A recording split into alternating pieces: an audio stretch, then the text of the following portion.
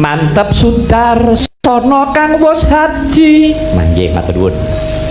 Unggul ing reh saing pedalangan. Humor seger nyenengake.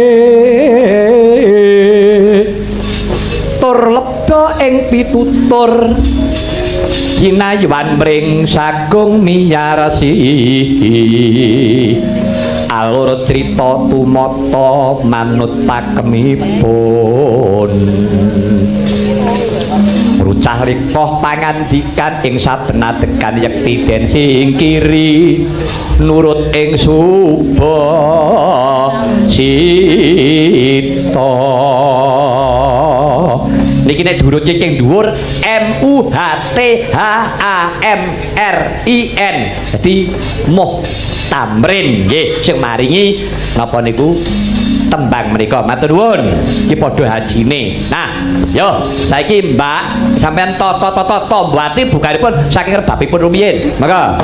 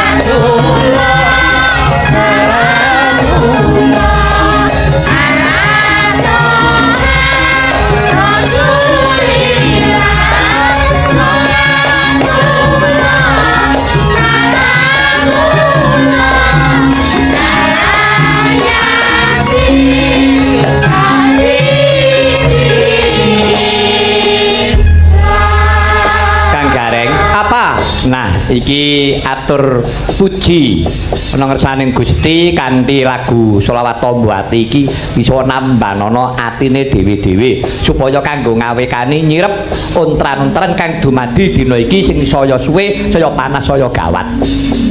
Heeh, Truk. Suwe-suwe kok piye ta iki kahanan kok malah saya mowat mawon. Piye kok? Kuwi jane gampang kok, Truk. Gampange anggere dhuwur kae meneng. Kok ngisor ya meneng. Anggere dhuwur ki alus, ngisor ya alus. Wis to ledok ning banyu. Wis anggere para prayagung-prayagung kae nganggo etika, nganggo petakem sing apik. Wis to ngisor ya mesti apik. Ngono lho, Truk. Ngono ya. Iya wis to. Anggere dhuwur ki bersatu aja mung ngisor tok sing dikon bersatu. Harus meningkatkan persatuan do kesatuan. Nah mongko sing dhuwur ora marahi ngono. Lah kon tiru sapa wis? Lho kuwi lho, Truk. Ngono ya. Heeh. Ayo awake dhewe manut karo kesepakatan. Ngono lho. Mula bola-bali aku ora omong anggere pepakem iki engko kabeh ki dinggoni awake dhewe nganggo etika. Apa demokrasi kuwi reformasi kudu teman-teman ra ora jane. Ora menceng karo tujuane reformasi. Ngono. Ya no. Ya. Wis to, nek carane kaya ngono kae terus. Wis wong cilik-cilik kuwi to, dulur-dulur bicak kuwi mudeng. Tenan. Ha kaya ngono kae mbok sedina ganti presiden ping 10 ya ora tentrem. Wis to, wis engko anggere ganti sing nyekel pimpinan, ora ya metu dioyak-oyak meneh. Ganti meneh, oyak-oyak meneh. Ha tentrem iki kapan? Ngono lho. Iya ya. Alah wis ta, Truk. Ya saiki bareng-bareng. Ora mung ngisor tok sing diomongi. Di bawah itu selalu tindakan anarkis. Maka dhuwur sing luwih anarkis ki ana. Lho ngono lho. Oh iya ya. Mulane kuwi ayo bareng-bareng. Ya kuwi netepi aturan. Arep awake dhewe kuwi demokrasi, demokrasine wong Indonesia ki duwe etika, duwe budaya sing becik. Iya, aku ki ora tegese ora duwe gegayuhan apa-apa, Truk. Aku matur kok ngene iki supayane dimidhangke karo para prayagung-prayagung. Alah, nek mau ngomong-ngomong ya ora digugu, alah gugu kok cangkeme dalang ngono. Wis to. Lho digugu karepmu ora karepmu iki penemu becik kok. Aku ora duwe tujuan apa-apa. Aku murni saka atiku kepengin tangga teparuku kanca kancaku rukun. Ngono wis kuwi. Sebabe apa? Engko nek rukun kahanan tentrem akeh wong wayangan ngono cil kancil. Ngono ya. Ah iya. Ora kaya kowe kuwi. Kok aku ngopo? Ur pengeyeran. Mula cara rampung-rampung.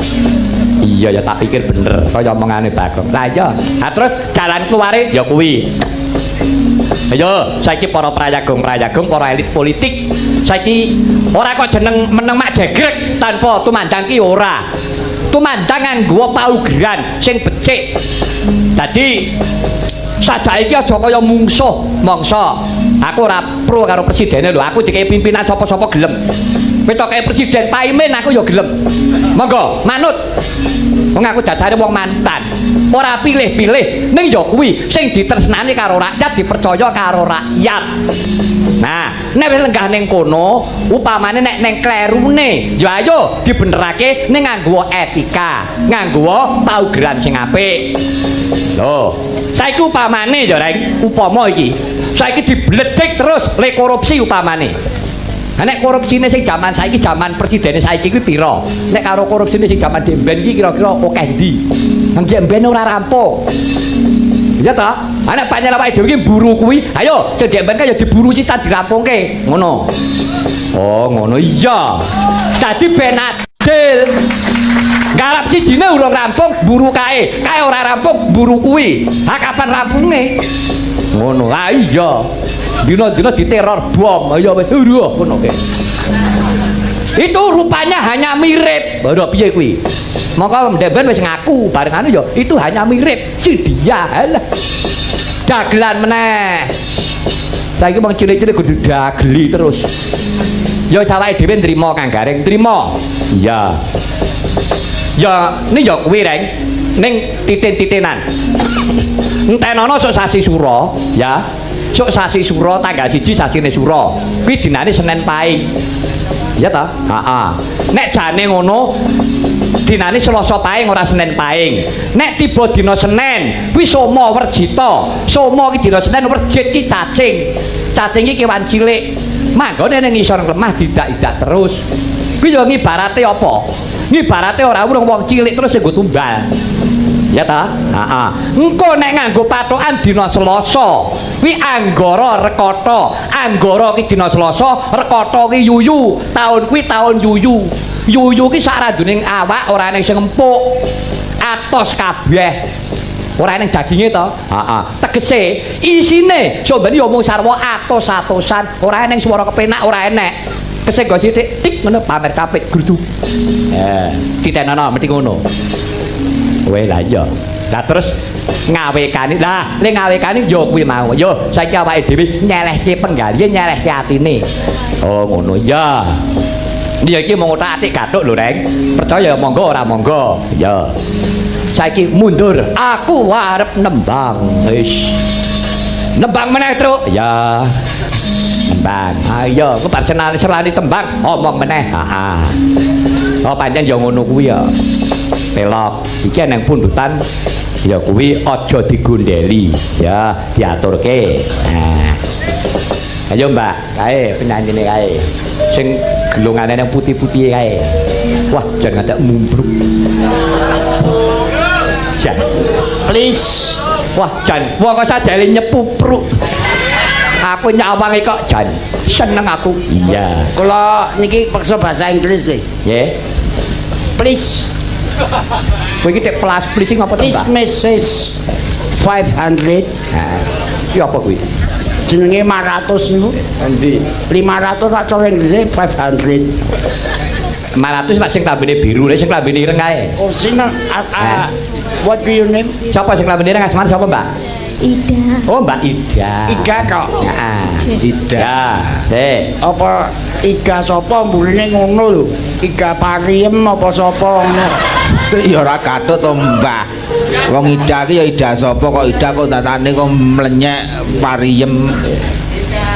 Ya coba saiki yo.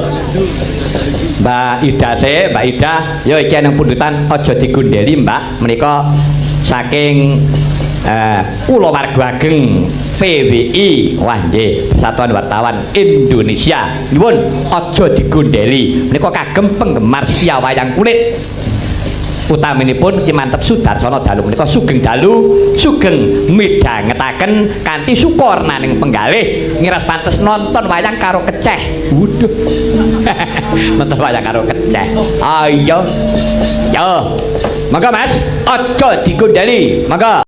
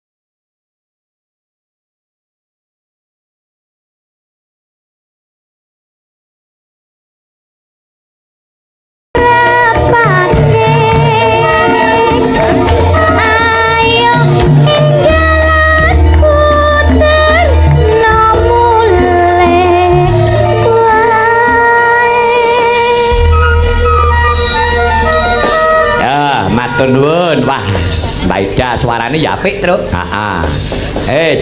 Tumben melu kabeh penyanyine. Siap. Ini ya kuwi nek melu bapak kudu siap merongos. Ya, sing bawa anu benggole sinden. Benggole sinden Sinten menika? Mbak Nani Ramini.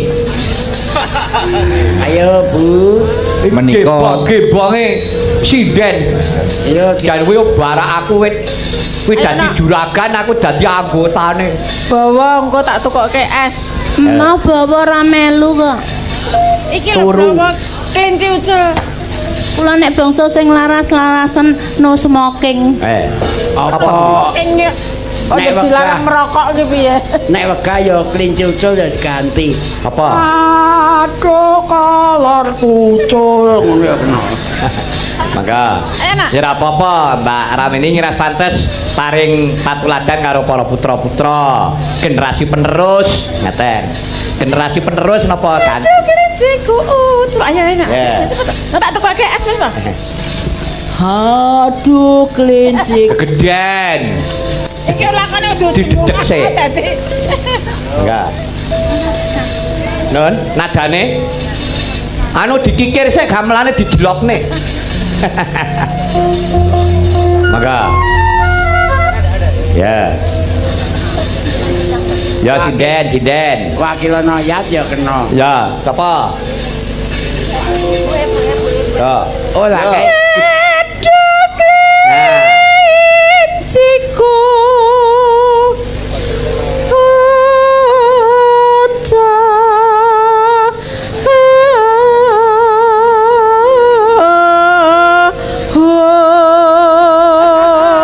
iki kaya suaramu mau.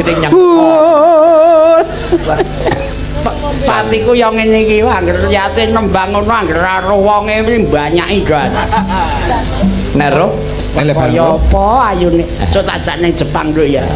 Kenapa? Ndandake irung. Aku ngene wae kok, Pak. Wis Aku seneng ngono. wis pasake malah ora apa-apa aman. Amane Nang ndi aman, aku ayu engko malah donggo demo. Nah iya. iki mu yoga-yoga kuwi. Iku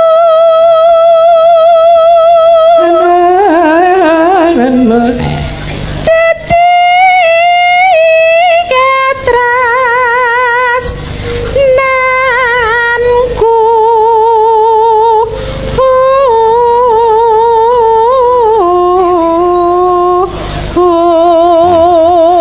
Panjen nyati suarane wantek. Ngono ya iya. Walah wiwit biyen nang Gedung Nasional Sragen. Dek ngemban aku dapur aku ki mung nyaron ora nyaron ngendang. Tenan. Wah, biyen iki nalika jek prawane ayu tenan. Ya mung kurang irung sithik kuwi. Itu biyen keweke walah wis suarane apik nganti aku ki gandrung. Jan-jane ngono ora arep tak pek. Yati pesek ngono. Heeh. Lah terus ditengi sing lanang kuwi terus. Aku ya terima mundur toh. Lah wong kula pun meteng 4 sasi kok. Lah iya.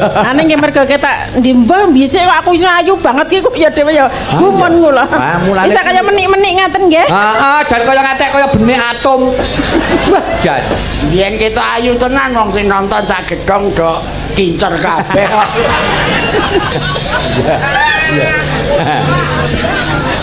Terus Ngelor nyidul nano. ngelor nyidul Kitan ngulon. geleng mungka cale Perkara kelangan kelinci kuwi, Tru. Iya. sae bobo ngahra sahaku Dicengkokke ta ngalu tenan. Angger aku kayak Nene. Oh no. Ya. Jati pecete tak gandrungi ya nek kok ngono kuwi. Niki dereng iso anger tak tokke kabeh. Iya iya. Jancah kok. Biyen dek jaman teng Gedhong Nasional Sragen nang Riyati pun ngoten kula dadi angling Darma Yati Dadi Setyawati. Setyawati edian wong nonton bubar kabeh udan ya terus yen mo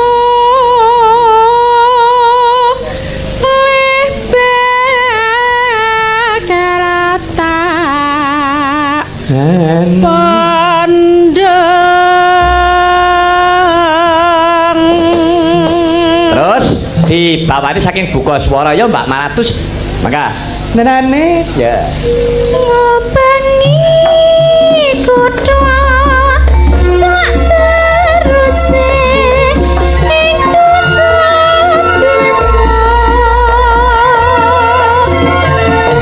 mergo abang goleki sing tak tresnani klinci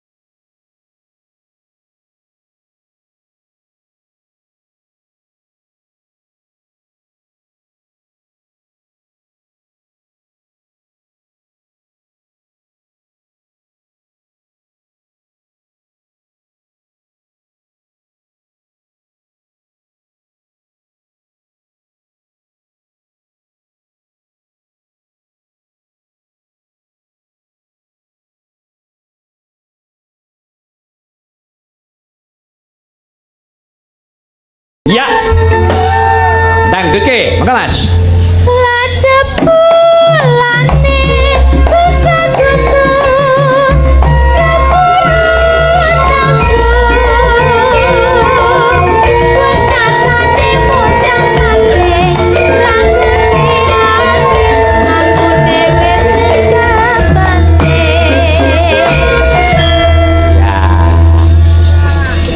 satu lagi untuk Mbak Nining tampil ya diratani ayo Mbak Mbak apa Mbak yo Mbak Nining sama nyanyi apa yo kagem para kadang-kadang sutresna budaya ing Surakarta mong sliramu bae non mong sliramu oh iya mong sliramu yang lho mong sliramu yang ya yang kakung pipis dan muni kok sedake dadi engkek-engkek kowe iya mung sliramu menika kagem kula warga ageng ing Surakarta hadiningrat mugi-mugi tansah wilujeng nadyanto kawontenan ingkang dereng ngremenaken namung kanthi panyuwun mugi-mugi sala tetepa ayem tentrem sampun ngantos melu ambyuk ombak kumpul ing swasana ing tlatah sanesipun wis ben sing Jawa Timur ben Jawa Timur Jawa Barat ben Jawa Barat kula panjenengan mangsa longgo saniki rukun bersatu ora gagas apa-apa ngreksa katentremane dhewe utamane kutha Salaga dijaga sing apik ya pancen yo tanggung jawab kita bersama ayo saiki mung sliramu ya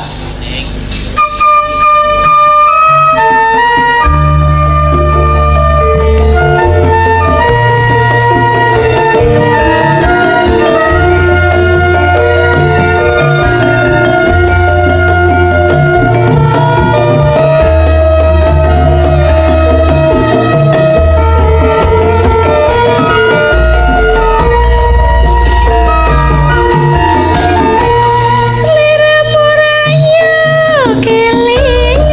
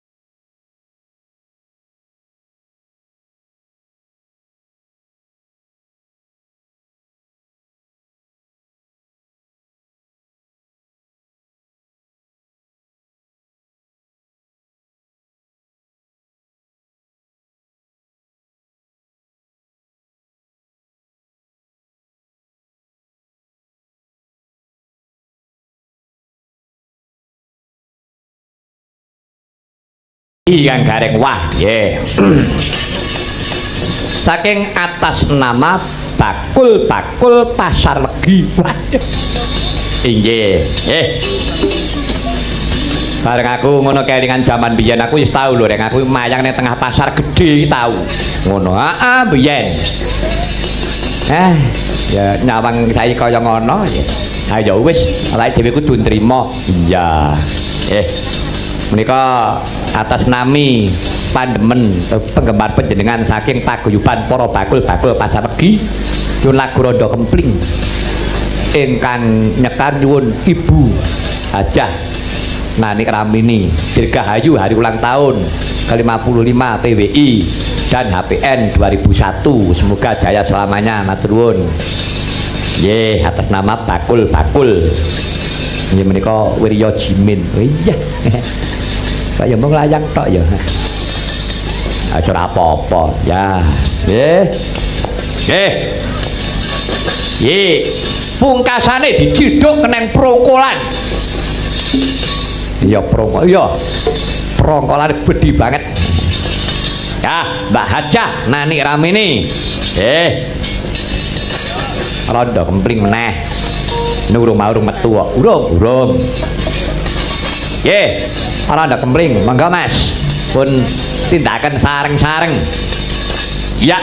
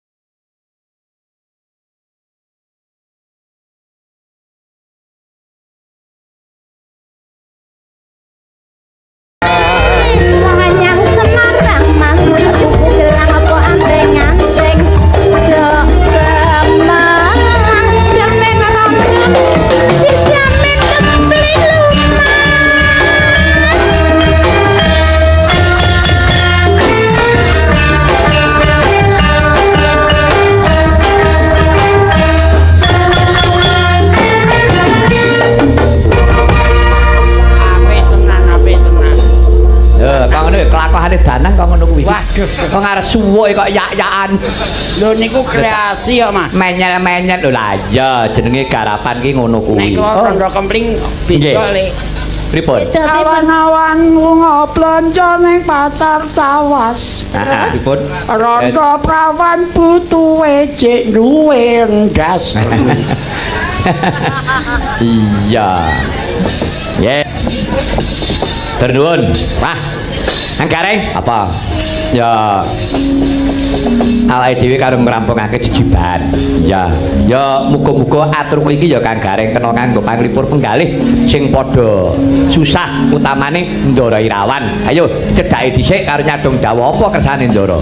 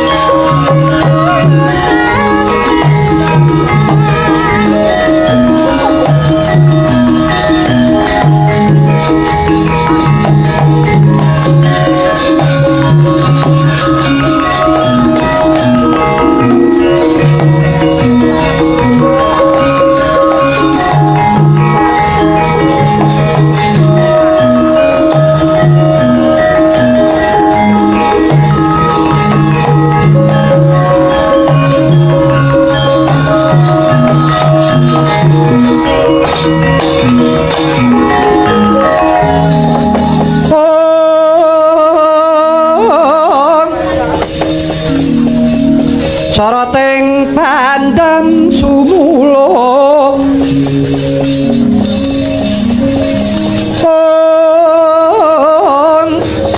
ngenane wadon remu-remu kalingan ngangrangan sang dia manah engkung sumungkem guling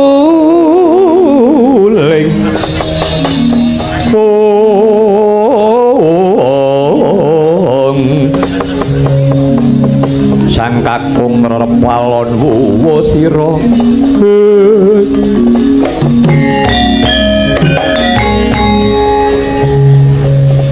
Kyai Semar kula Ndara Kyai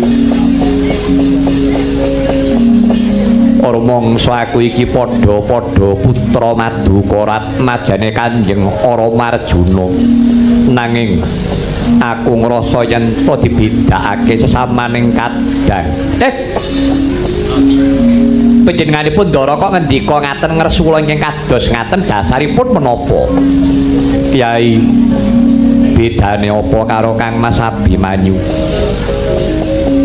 Kang Mas Abimanyu pinita yang besok Baratayuda Jaya binangun jumeneng dadi senopati. Sumono uga kadangku Yayi Sumitra uga mengkono. Nanging apa sababe padha-padha putra Madukara. Aku ya putrane Kanjeng Rama Janaka nanging aku ora pinaringan pakurmatan jumeneng dadi senopati. Gus. Bratayuda niku kejem. Bratayuda niku wengis, Bratayuda niku perang niku dudu dolanan.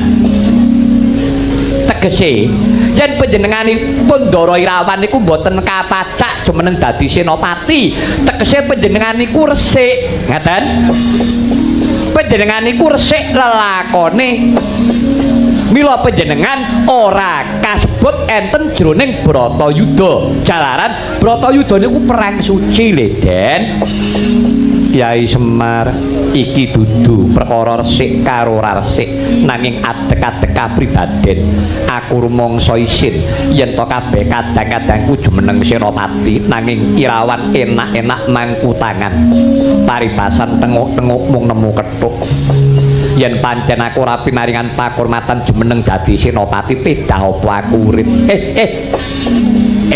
ampun kaya ngoten Gus nala garing Petruk Bagong kowe krungu ora kupingmu lho ndaramu duwe sedya kaya ngono kuwi panemumu piye lha ya bener to iki bener Pak ya mo iki bener Ndara Irawan duwe gegayuhan kaya ngono ora perkara bener karo luput nek nganti bendaramu cilik loro gedhe nganti tekan mati piye lho perkara mati urip kuwi dudu urusanmu Pak urusane kono wong jumeneng dadi senopati iki wis gelem ra nggih ngoten to Den iya Bagong nah cocok lho karo rombong aku ngono Pak iki aja wong tuwa ngedek-deki laku wong edan kabeh golek bola malah ketemu musuh tak kira nek melu karo aku bulane malah maido karo wong gerang sakniki ngaten nggih Gus kula nadyan ta wong tuwa ning mboten kuwasa kula ngrembak bab Bratayuda mangke mawon panjenengan sowan dhateng Wirata nyuwun parilah kaliyan ingkang wa Dwarawati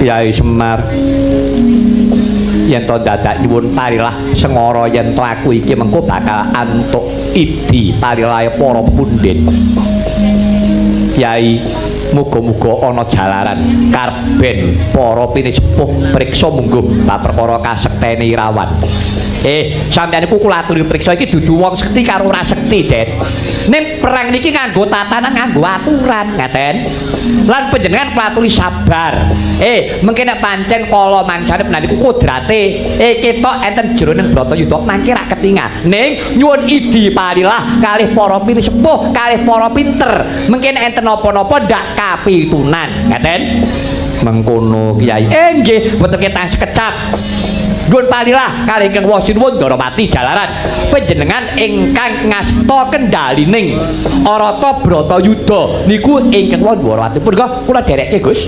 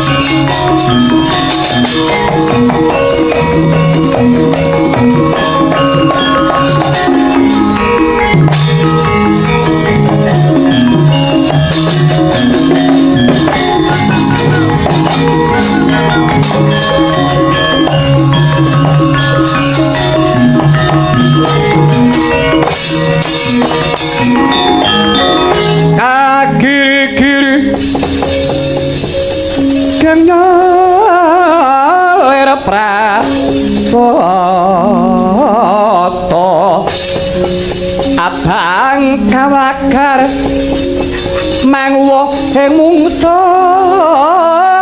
minta lawan anggro srusringa manabda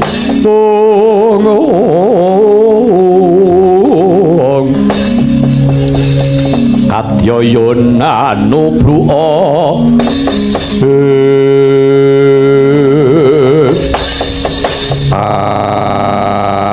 Hong Tetiwang Kololodrya Manik Raja Dewaku Gogdun Bilung dawuh lurahe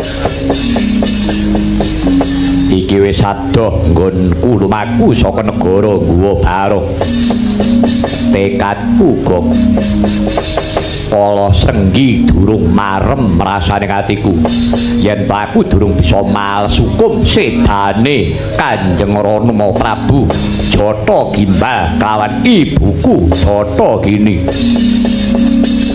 jalaran sedo dipateni dening Janaka urung semeleh rasaku yen aku durung mateni kelawan si Janaka lho mangger yen to apa sak jeke uripmu mung arep paten pinaten arep males pinales nyuwun pangapunten Kang Rama Seda niku ngunduh wohing penggawe ngunduh wohing karma dados menawi Kang Rama niku seda niku pun pas wong pancen Kang Rama niku ajeng ngrebut garwane Raden Janaka ingkang sesilih Dewi Wara Sembadra. Lah Kang Ibu Jata Gini niku gandrung karo Janaka. Lah niku rak gane ngoten critane ngoten sedulur lanang wadon Kang Rama niku kali Kang Ibu niku rak dulur lanang dulur wadon Jata Gimbal kali Jata Gini niku padha-padha gandrung Kang Rama gandrung kali Sembadra Kang Ibu niku gandrung kali Janaka. Lah keweleh rak ngoten to biyen nyun pangapunten Kang Rama niku memba Janaka Kang Ibu ngemba-emba Sembadra lah ora kencan semayan lah delalah petuk tu ning tengah dalan gathuk dikira nek kuwi Janaka tenan dikira nek kuwi Sembadra tenan ora ngerti ya jebul niku sedulur lanang dulur wadon. Lah nggih niku wau ing sepi marganing lali ya to lho. lah iya wong lali kan aja kaya ngono kae to Kang wis ora mawas wong lali iki kuwi ndeke sapa wis ora genah pokoknya petuk terus bres ya kaya ngono kuwi ayo nah mila panjenengan boten perlu nggih menika menggalihaken bab perkawisanipun ingkang Rama ingkang Ibu mapan menika sampun dados garising papesten kedah ngaten togo kula saya cara kang mangkono mau kok sing aku ora trima mula dina iki dipalangono mlumpat dirantiya medhot kok tutno aku jantraku ya kok keparingipun dina iki aku arep milang-miling goleki Janaka iki rupane kaya ngopo lah wong sampeyan iki arep marep Janaka sampeyan durung tau weruh wonge kok apa petuk goleki wong niku nek wis genah wonge ngerti alamate terus lagi ditelepon apa pripun ngoten dadi ben cetha ben genah lah wong nyuwun pangapunten apa niku urung priksa urung tau weruh nggone ya urung mudeng lah kok digoleki takon-takon nggih nek sing ditakoni niku bener nek sampe diblusukke napa mboten cilaka Togo kula sing jenenge Janaka iki wong-wongane. Pokoke Janaka niku bagus. Pun to, paribasane wong sejagat iki bagus dhewe. Niku Janaka. Yen pancen ora anggere wong bagus tak pateni. Wah ki rusak. Apa menene wong bagus niku Janaka. Lah nggih enten mriki niki lho. Niki mengki klera-klerune ora. Wong sing wigati kudu keturutan. Aku masukku patine si Janaka tutno laku jantraku. Janaka dina iki ning endi kok? Nggih enten Wirata. Negara Wirata nggih. Aku arep nyolong laku nglena nglimpe, goleki limpe nang wong Pandhawa ketemu Janaka tak pateni. Nggih pun monggo mawon lah.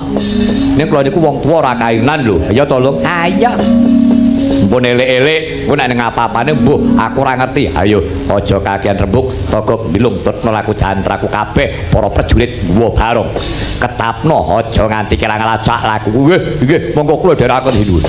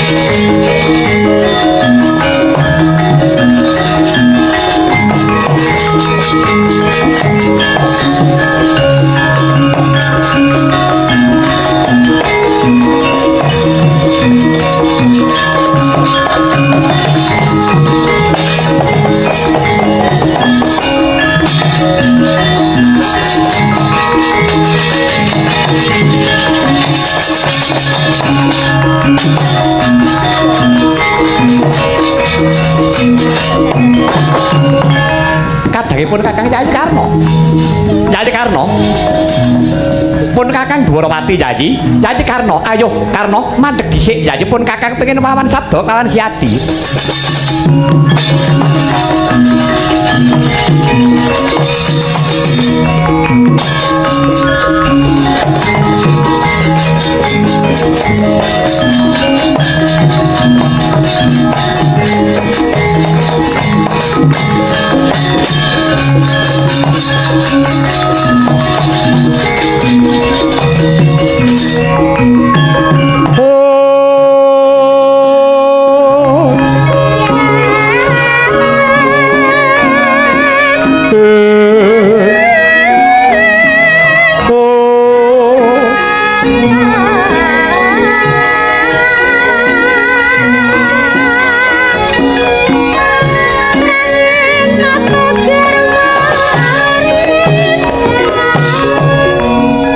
Yayi Karna.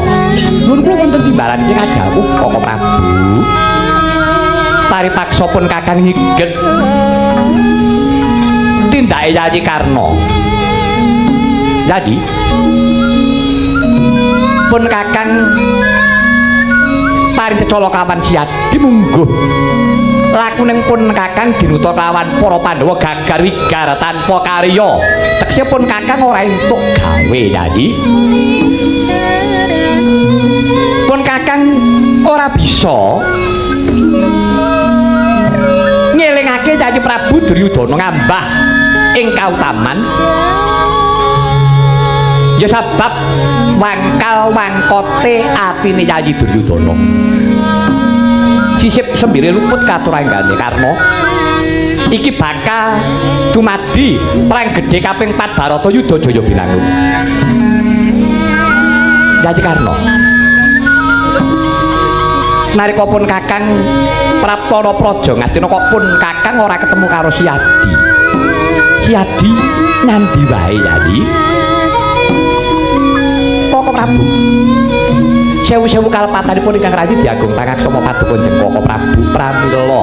Rikala Koko Prabu rawuh kula mboten ngacarani rawuh paduka Njeng Koko Prabu njawit ageng pangeman kula dumateng karawanipun Sang Duta Agung sampun ngantos Duta Agung menika mangke namung dipun ribeti kaliyan ingkang rayi ing awangga pramila.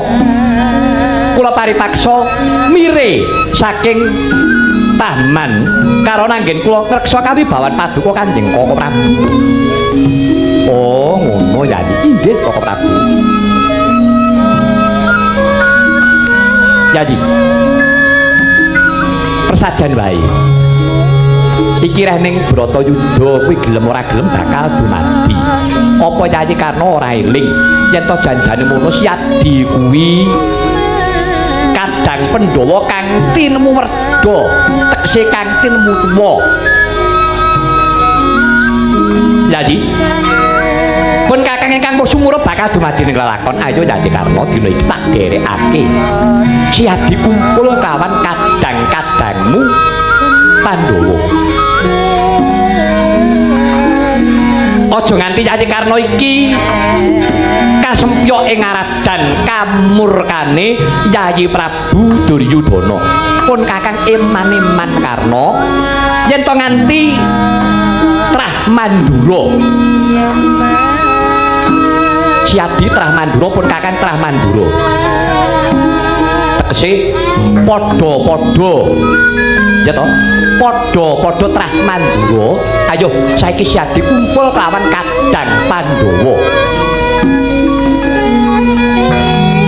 Upamane Baratayuda Jaya Binangun iki dumadi, tak kira Yayi Karna ngerti ala becik bener luput. Coba penggalian Yayi. Inggih Koko Prabu. Sedaya pangandikanipun Kanjeng Koko Prabu menika leres kula boten nglepataken kaliyan Koko Prabu namung nyuwun pangapunten. Leres tumrapipun Koko Prabu Kresna dereng kinanten leres tumrapipun ingkang rayi ngawangga. Lho, kok ngono sebabe apa? Inggih Koko Prabu jalaran sedaya gesang menika nggadahi paugeran, nggadahi atek-atek jati diri piyambak-piyambak. Menawi ngantos kula ngucireng patrap ing atas ngantos-antosanipun wonten satriya ingkang uciring patrap balela. Ingkang sekawit dipun subya-subya kaliyan ratu gustinipun. Sak sampunipun wonten ontran-ontran piyambakipun balela. Mboten purun nyengkuyung nek perlu malah melu ngelek-elek nika leres napa lepat. Nyuwun pangapunten Koko Prabu kula mboten saged badhe nglampahi kados mekaten menika nista tumrapipun ingkang rayi ngawangga. Liripun gesang kula menika dipun wektekaken Prabu Duryudana. Gesang kula dipun subya-subya dening Prabu Kurupati. Menawi kula mboten badhe malih sih dumateng Prabu Kurupati lajeng kula badhe menapa? Lho, karena kula kok Prabu. Pandhawa karo Kurawa kuwi sing bener sing ndi? Ingkang res Pandhawa. Lho la yen ngono si ade kuwi jarak ngrewangi Kurawa. Pancen inggih mekaten pancen kula rencangi kok Prabu. Pancen kula rencangi supados Duryudana sakurawanipun wani Bandayuda. Aku kok malah saya bingung to pun Kakang iki. Pun Kakang ki nanggapi aturmu kang kaya ngono iki aja mbok bingung karo rasane atiku to. Ngerti to kowe iki bisa ngarani yen to Duryudana kuwi elek, mongko kowe ngumpuli wong ala. Lho kok malah kowe iki ngurup-urupi wong ala ki karepmu kepiye? Koko Prabu. Lah iki karana ingkang rayi menika ngurup-urupi Prabu Duryudana supados Prabu Duryudana menika purun Bandayuda. Kula pitados yen Kurawa kuwi gelem perang, kula pitados sing arep menang bae apa tanding karo Pandhawa.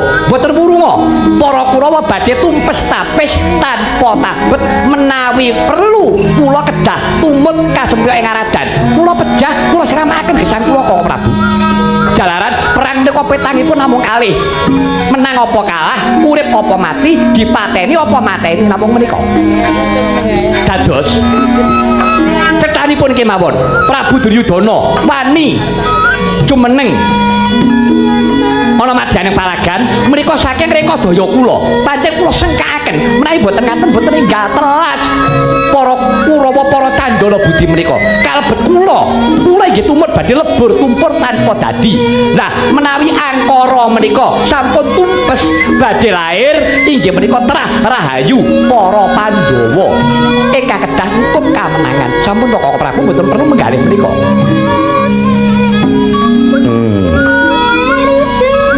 Ngono ya. Inggih Koko Prabu. Ning pun Kakang mesa durung percaya. Lho, sababipun jalaran kowe kuwi duweni kasekten. Kowe kuwi duweni pusaka sing ampuh. Mongko si Adi kuwi duweni kawaca, krewaja sing ora tedhat digaman lawan anting-anting panunggul mani ing marih peparinge pukulan nang Bathara Surya. Tegese kowe kuwi teguh timbul senjata tawa. Lah apa ana gegaman sing bakal nedhasi marang awakmu? Mulane pun Kakang urung iso nampa aturmu sing kaya mengkono mau. Jalaran kowe iki duweni kasekten. Koko Prabu. Sampun ngantos Koko Prabu menika ndewak-ndewake dhumateng kasekten kula. Sejatosipun kula menika sampun ringkih, boten gadhahi daya menapa-menapa. Koko Prabu. Prasetya kula ingkang kados mekaten menika inggih karana kula menika sampun kecalan, inggih menika kekiyatan. Pusaka peparinging dewa Wan Bathara Surya dewatane ngrahina. Krewaja mewah anting-anting sesotya panunggul mani ing warih sampun sinendal mayang kalian dewa inggih menika pukulan Wan Bathara Indra. Kula ngertos menawi kula menika dipun apusi kaliyan Bathara Indra. Menawi milikaken dhumateng kasekten kula nanging kanthi tulusing manah anggen kula kepengin nyengkuyung kaliyan adi kula Pandhawa supados nyirnakaken angkara murka kasekten kula kula aturaken ngantos kula rucat krewaja menika ngantos kula tetel anting-anting panunggul maning warih kula aturaken pekulun Kang Bathara Indra dados kula menika sampun batan wadak boten dayane menapa-menapa kula sampun boten gadhahi kekiyatan menapa-menapa Koko Prabu.